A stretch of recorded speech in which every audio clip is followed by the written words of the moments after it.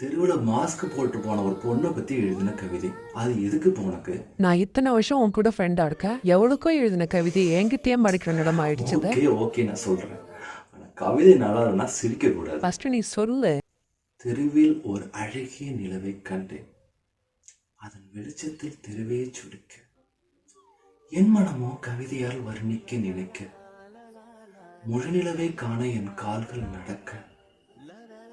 என் மனமோ பயத்தில் நடுங்க. என்ன காரணமோ ஒருவேளை நிலவில் பூத்த இரு கருவில்லை போ என்னை மயக்கிவிடும் என்ற பயமோ. நல்ல வேலை, முழு நிலவை கார்மேகம் பாதி மறைத்திருந்ததால் என் மனம் தப்பியது. இதுதான் வளர்ப்பிறை நிலவோ. ஏய் சூப்பர்டா. இதை மட்டும் அந்த பொண்ணுகிட்ட சொல்லியிருந்தா எல்லாரும் ஓகேவே சொல்லியிருக்கோம். நான் தான் சொல்லிட்டேனே,